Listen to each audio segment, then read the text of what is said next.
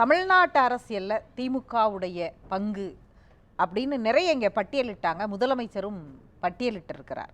ஆனால் விமர்சனங்களுக்கும் குறைவில்லாமல் திமுக ஒவ்வொரு காலகட்டத்திலும் ஒவ்வொரு விமர்சனங்களை தாங்கி எதிர்கொண்டு வந்திருக்கிறது. அந்த சவால்களை எப்படி பார்க்கிறது?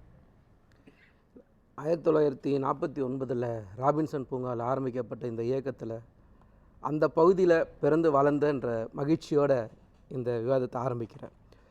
அதாவது காய்த்த மரத்தில் தான் என்றைக்குமே கல்லடி படும், பட்டை மரத்தில் கல்லடி படாதுன்றதை உணர்ந்தாங்கன்னா நல்லாயிருக்கும். முதல்ல. ரெண்டாவது ஒரு இயக்கத்துடைய 75ஆம் ஆண்டு வச்சுங்க பவள விழானா, நீங்கள் இந்திய அரசியலில் இதற்கு முன்னாடி ஆரம்பிக்கப்பட்ட இயக்கங்கள்லாம் இருக்குல்ல, இப்போது பஞ்சாபை சேர்ந்த சிரோன்மணி அகாலி தளமாக இருக்கட்டும், இல்லைன்னா காஷ்மீரை சேர்ந்த தேசிய மாநாட்டு கட்சியாக இருக்கட்டும், இன்றைக்கி அவங்க எந்த இடத்துல இருக்காங்கன்றதை நம்ம கொஞ்சம் சிந்தித்து பார்க்கணும். வெறும் 7 வருஷம் ஆட்சியில் இல்லை பஞ்சாபில் சிரோன்மணி அகாலி தளம். இன்றைக்கி அந்த கட்சி அங்கே இருக்குதான்றதுக்கு மிகப்பெரிய கேள்விக்குறியாக இருக்குது. அங்கே காங்கிரஸுக்கும் ஆம் ஆத்மிக்கும் தான் போட்டியாக இருக்குது. அதே மாதிரி பார்த்திங்கன்னா நீங்கள் காஷ்மீரில் தேசிய மாநாட்டு கட்சி, அதுக்கப்புறம் அங்கே இருந்த கட்சி இன்றைக்கி பிஜேபி அங்கே அலோவ் பண்ணுற அளவுக்கு போயிடுச்சு. அதே மாதிரி நீங்கள் மேற்கு வங்கத்தில் போனீங்கனாலும் இடதுசாரி கட்சிகள் ஆட்சியில் இருந்த கட்டத்துலேருந்து இன்றைக்கி அங்கே பிஜேபி வலுவான ஒரு எதிர்கட்சி அங்கே போயிருக்கு. ஆனால் இங்கே 75 வருஷத்தில் இன்றைக்கி வரைக்கும் சமூக நீதியை பேசுகிற இயக்கம் மட்டும்தான் இங்கே ஆட்சியில் இருக்குது.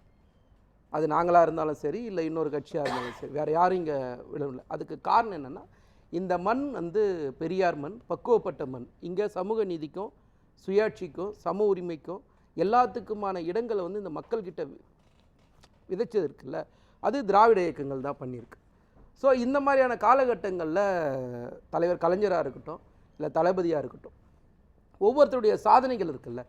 அண்ணன் தெளிவாக சொன்னார். அண்ணா கொண்டு வந்த திட்டங்கள் இந்த 3 திட்டங்கள், தமிழ்நாடுன்னு பேர் வச்சுதான் இருக்கட்டும், இல்லைன்னா சுயமரியாதை திருமணங்களாக இருக்கட்டும், இந்த மாதிரியான திட்டங்களாக இருக்கட்டும். அதுக்கப்புறம் தலைவர் கலைஞர் கொண்டு வந்த திட்டங்கள், இலவச மின்சாரமாக இன்றைக்கி ஒவ்வொரு இடத்துலையும் அணைகள்லேருந்து தளபதி சொன்னார் இல்லை, அணைகள் உருவாக்குனது, தொழிற்சாலைகள் உருவாக்குனது, சாலைகள் உருவாக்குனது, மேம்பாலங்கள் உருவாக்குனது, இப்படி பல்வேறான திட்டங்களால் இந்த நாட்டு மக்களுடைய மனசில் இருந்ததுனால தான் இன்னைக்கு தொடர்ச்சியாக நலத்திட்டங்கள், தொழில் வளர்ச்சி, மேம்பாடுகள் இவற்றில் உங்களுடைய பங்கு அப்படிங்கிறத புரிஞ்சுக்க முடியுது. ஆனால் ஒரு விமர்சனம், மாநில சுயாட்சியாக அல்லது மத்தியில் உங்களுக்கு ஒரு கூட்டணி ஆட்சியில் வாய்ப்பு கிடைத்த போது அதை பயன்படுத்திய விதம் அப்படிங்கிற ஒரு விமர்சனம் வைக்கப்படுது.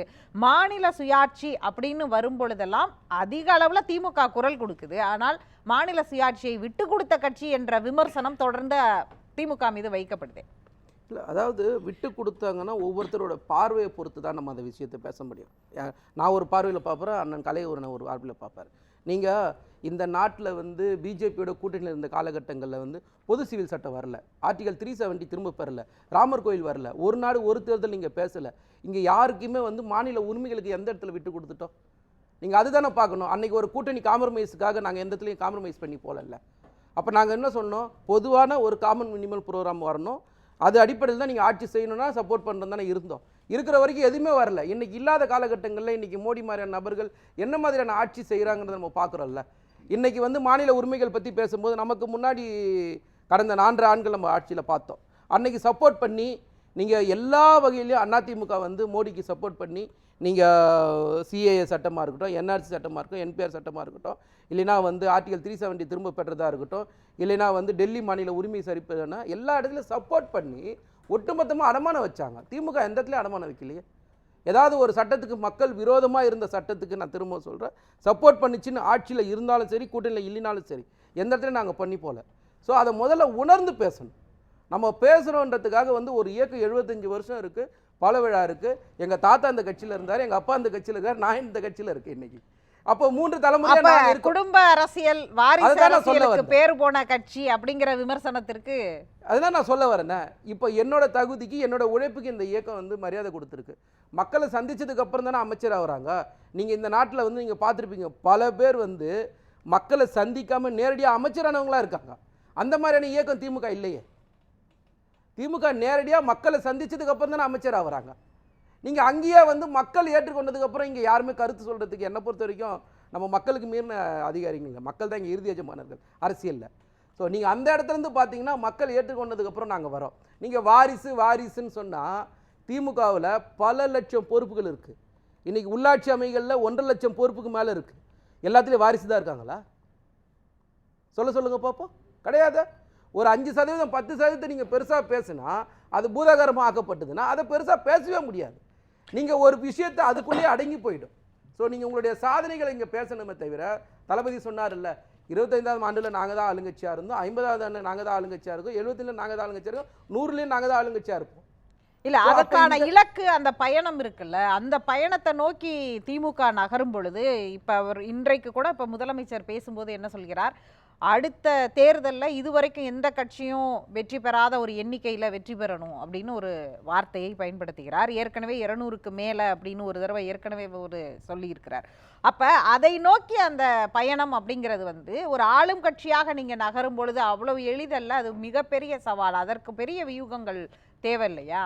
இல்லை, இப்போ நீங்கள் நாடாளுமன்ற தேர்தலில் பார்த்தீங்கன்னா ஆளுங்கட்சியாக இருந்து தமிழ்நாடு அரசியலில் வந்து 2 தடவை வந்து 2014 ஒரு தடவை ஆளுங்கட்சியாக இருக்கிறவங்க அதிகப்படியான, அதுவும் வந்து 37 தொகுதி தான், 100% வெற்றி கிடையாது. ஆனால் இன்றைக்கி ஆளுங்கட்சியாக இருந்து நாடாளுமன்ற தேர்தலில் 40 வெற்றி பெறுறோம். அப்போ மக்களோட ஏகாபித்த ஆதரவு எங்களுக்கு இருக்கிறதுனால தானே இந்த வெற்றியை பெறுறோம். இல்லைன்னா எப்படி இவங்க இந்த குற்றச்சாட்டை சொல்ல முடியும்? அப்போ மக்களுக்கான திட்டங்கள் இருக்குது. நீங்கள் எங்களுடைய திட்டங்கள், அதாவது தளபதி எப்பயே சொல்கிற மாதிரி இப்போ கூட சொன்னார்ல, விடியல் பயண திட்டத்திலிருந்து, நான் முதல்வன் திட்டத்திலிருந்து, தமிழ் புதல்வன் திட்டத்திலிருந்து, புதுமை பெண் திட்டத்திலிருந்து, கல்விக்கு மட்டுமே நாங்கள் இத்தனை திட்டங்கள் செய்திருக்கோம். அப்போ இத்தனை திட்டங்கள் மக்களுக்கு நேரடியாக போய் சேர்ந்ததுனால தானே மக்களுக்கு எங்களுக்கு 100% வெற்றியை கொடுக்குறாங்க. தொடர்ச்சியாக 10 வெற்றியை கொடுத்துருக்காங்க. அப்போ நீங்கள் எப்படி இது வந்து ஒரு குறையாக சொல்ல முடியுன்றது தான் என்னுடைய கருத்து. இதில் இல்லை, இன்னொரு பக்கம் வந்து பார்த்தீங்கன்னா, இந்த கட்சிக்கான வரலாறு, இந்த கட்சி ஆட்சியில் இருந்த காலகட்டம், இல்லாத காலகட்டம், இந்திய அரசியலை தீர்மானிக்கிற காலகட்டம்னு வெவ்வேறு கட்டங்கள் இருந்திருக்கிறது. இப்போ பல விஷயங்களை தமிழ்நாடு முன்னோக்கி எடுத்தது. இப்போ உதாரணத்திற்கு இன்றைக்கு சொல்கிறார் பாருங்களேன், அதாவது ஜிஎஸ்டி மாதிரியான நிதி பகிர்வில் மாநிலங்களுடைய பகிர்வை அவங்களே வந்து எடுத்துக்கொள்கிற மாதிரியான ஒரு மசோதா நிறைவேற்றப்படும் அப்படின்னு சொல்கிறார். இதை நோக்கி போகும் பொழுது மற்ற மாநிலங்களுடைய சப்போர்ட் உங்களுக்கு இருந்திருக்கிறதாமா? இதை வந்து மற்ற மாநிலங்களும் மாநில சுயாட்சிக்கு கொண்டு போகும்போது திமுக இதை ஒவ்வொரு முறை முன்னெடுக்கும் போதும் இதற்கு மற்ற மாநிலங்களுடைய வரவேற்பு என்னவா இருந்திருக்கு மாநில சுயாட்சி சார்ந்து? இப்போ நீங்கள் வரி பகிர்வை பற்றி பேசும்போது நாம் உச்சநீதிமன்றத்தில் வழக்கு போட்டிருக்கோம். அதே மாதிரி கேரளாவும் வழக்கு தொடுத்துருக்காங்க, மேற்கு வங்கமும் வழக்கு தொடுத்துருக்கு. அதே மாதிரி ஆளுநர் பிரச்சனை வரும்போது நாமளும் வழக்கு தொடுறோம். கேரளாவை வழக்கு தொடுறாங்க, மேற்கு வங்கம் வழக்கு தொடுறாங்க, பஞ்சாபும் வழக்கு தொடுறாங்க. அப்போ நீங்கள் வந்து எல்லா மாநிலங்களுக்கு நாம தான் நீங்கள் முன்னுதாரணமாக இருக்கிறோம்.